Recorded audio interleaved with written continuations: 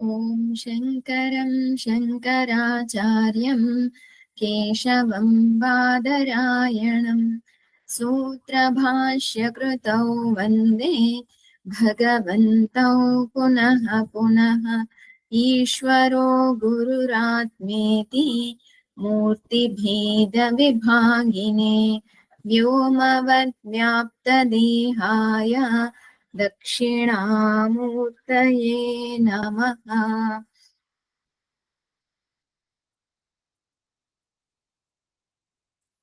అర్జునుడు భీష్మ ద్రోణాదుల కోసం దుఃఖిస్తూ ఉండగా భగవంతుడు భీష్మ ద్రోణాదులు దేహ ఇంద్రియ మనోబుద్ధులు కాదు, చైతన్య స్వరూపము అని తెలియజేసి,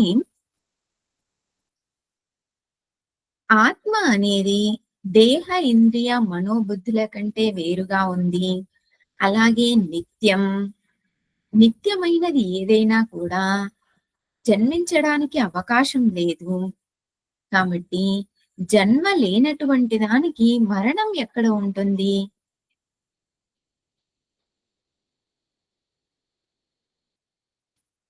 అయితే ఇక్కడ ఒక సందేహం కలగొచ్చు. నిత్యం కానీ కుందేటి కొమ్ముల్లాగా అసత్యమేమో అనేటటువంటి ప్రశ్న ఉద్భవిస్తుంది. భగవంతుడు చెబుతున్నాడు, కాదు, నిత్యం కానీ భావరూపం అంటే ఉన్నటువంటిది, సత్యమైనది. సత్యం ఎప్పుడూ కూడా అసత్గా ఉండడానికి అవకాశం లేదు. సత్యము అలాగే అజం. అజం అనగా జన్మ అనేటువంటిది లేదు.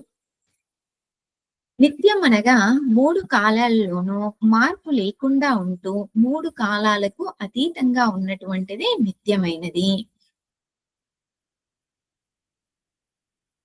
నేను ఆత్మని అనే విచారణ చేయడం ద్వారా నా యొక్క సంసార దుఃఖం అనేటువంటిది పూర్తిగా తొలగిపోయి నిత్య నిరతిశయ అఖండ ఆనందమును పొందుతాను.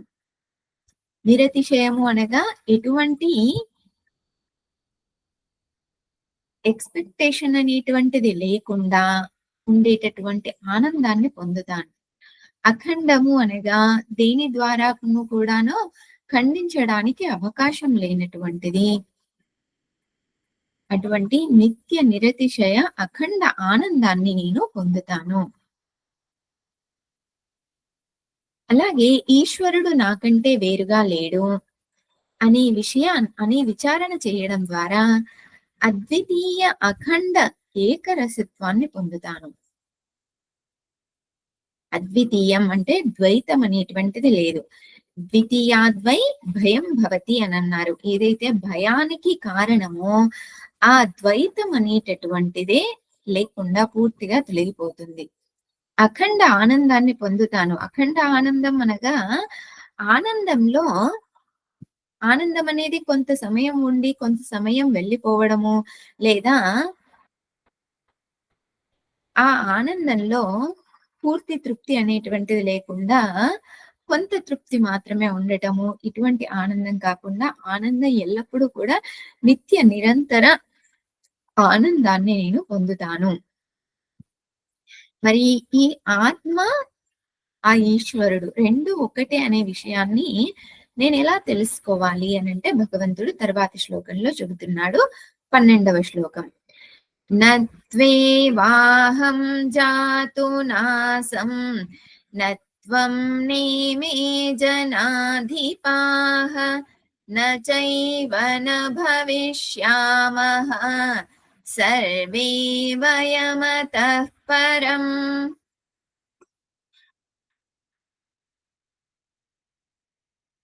నేను కొంత సమయం ఉండడము అనేటటువంటిది, కొంత సమయం లేకపోవడం అనేటువంటిది లేదు. ఎల్లప్పుడూ ఉన్నాను. అలాగే నీవు కూడా ఎల్లప్పుడూ ఉన్నావు. ఈ రాజులందరూ కూడా ఎల్లప్పుడూ ఉన్నారు.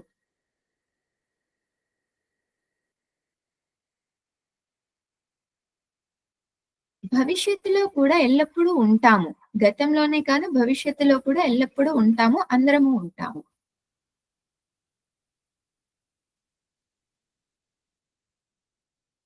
సర్వే వయం అతః పరం. మనమంతా కూడా ఎల్లప్పుడూ ఉంటాము అని భగవంతుడు చెప్తూ ఉన్నాడు. ఇక్కడ అహం అనగా భగవంతుడు, పరమాత్మ. ఎవరు ఈ పరమాత్మ? సర్వజ్ఞుడు, సర్వశక్తివంతుడు, స్వతంత్రుడు, పరమేశ్వరుడు. అర్జునుడు ఇలా చెప్పినప్పుడు స్వామి భగవంతుడు ఇలా చెప్పినప్పుడు అర్జునుడికి సందేహం కలిగింది. నీవు ఎల్లప్పుడూ ఉంటావు ఎందుకు అంటే నీవు పరమాత్ముడివి, సర్వజ్ఞుడివి, సర్వశక్తిమంతుడివి, సర్వతంత్ర స్వతంత్రుడివి. కాబట్టి నీవు ఉండడానికి అవకాశం ఉంది. నిత్యం అవ్వడానికి అవకాశం ఉంది. కానీ నేను పరిచ్ఛిన్నత్వాన్ని, మరణం అనేటటువంటిది ఉంది నాకు. అటువంటి నేను ఏ రకంగా నిత్యం ఉంటాను? దేహం చనిపోవడం, నాకు దేహానికి జన్మ అనేటువంటిది ఉంది అనంటే మరణం కూడా ఉంటుంది. అది నాకు తెలుస్తుంది. అటువంటప్పుడు నేనెలా నిత్యం అవుతాను అని అర్జునుడు సందేహించగా భగవంతుడు చెప్తూ ఉన్నాడు. ఈ నేను అని ఏదైతే అర్జునుడు భావిస్తూ ఉన్నాడో, ఆ నేను అనే దాంట్లో 2 అంశాలు కలిసి ఉన్నాయి. ఒకటి అహంకారము, ఇంకొకటి సాక్షి, చైతన్యం. ఈ అహంకారానికి లేదా దేహం తీసుకుందాం. దేహానికి జనన మరణాలనేటటువంటివి ఉన్నాయి. దేహ ఇంద్రియ మనోబుద్ధులకి జనన మరణాలనేటటువంటివి ఉన్నాయి. అంతేకాని సాక్షికి జనన మరణాలనేటటువంటివి లేవు. నిత్యం ఉంది. మరి ఏ రకంగా ఈ ఆత్మ నిత్యంగా ఉంది, చైతన్యం నిత్యంగా ఉంది అని మనకు తెలుస్తుంది అంటే, జాగ్రత్తలోనూ నాకు అన్ని విషయాలు తెలుస్తున్నాయి, స్వప్నంలోనూ నాకు అన్ని విషయాలు తెలుస్తున్నాయి, సుషుప్తిలోనూ కూడా అజ్ఞానం ఉంది అనే విషయం తెలుస్తూ ఉంది. 3 అవస్థల్లోనూ కూడా 3 అవస్థలు కూడా నాకు తెలుస్తూ ఉన్నాయి అనంటే, నేను 3 అవస్థలకి వేరుగా ఉన్నప్పుడు మాత్రమే ఈ 3 అవస్థలు నాకు తెలుస్తాయి. 3 అవస్థలకి వేరుగా ఉంటూ 3 అవస్థలు మారుతూ ఉన్నప్పుడు, నేను మారకుండా ఉన్నప్పుడు మాత్రమే నాకు ఆ 3 అవస్థలు తెలుస్తాయి. కాబట్టి నాలో ఎటువంటి మార్పు లేదు. నేను నిత్యం ఉన్నాను. కేవలం అవస్థలు మారడమే కాదు. రోజులు, యుగాలు, మాసాబ్ద యుగ కల్పేషు గతాగమ్యేషు అనేకధా. ఇవన్నీ పోయినా కూడా సంవిత్ ఏకదా. సంవిత్ మాత్రం ఒక్కటే. యుగాలు మారినా కూడా ఇక్కడ ఉన్నటువంటి చైతన్యం మాత్రం ఒక్కటే. ఈ రకంగా ఈ చైతన్యము ఆ ఈశ్వరుడి కంటే వేరుగా లేదు అని తెలుసుకోవడమే సర్వ దుఃఖాలు తొలగిపోవడానికి అవకాశం ఉంటుంది.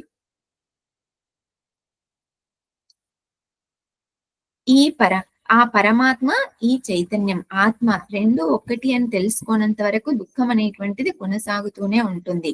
అలాగే ఉపాధుల దృష్ట్యా ఇద్దరు ఒకటి కాదు. దేహ ఇంద్రియ మనోబుద్ధుల్ని తొలగించాలి. అలాగే ఈశ్వరుడి ఉపాధి మాయాని తొలగిస్తే ఈశ్వరుడిలో ఉన్న చైతన్యము, నాలో ఉన్నటువంటి చైతన్యం, ఈ చైతన్యంలో మార్పు లేదు. చైతన్యం ఒక్కటే ఉన్నది. 2 చైతన్యాలు లేవు. ఆ చైతన్యమే నేను అని అర్థం చేసుకున్నప్పుడే దుఃఖ నివృత్తి అనేది కలుగుతుంది. ఆ చైతన్యమే భీష్మ ద్రోణులు కూడాను. నీవు అదే చైతన్యము, నాలో ఉన్న చైతన్యమే నీవు అదే చైతన్యము, భీష్మ ద్రోణులందరిలోనూ కూడా ఉన్నది అదే చైతన్యము. కాబట్టి ఈ చైతన్యానికి జనన మరణం అనేటటువంటిది లేదు.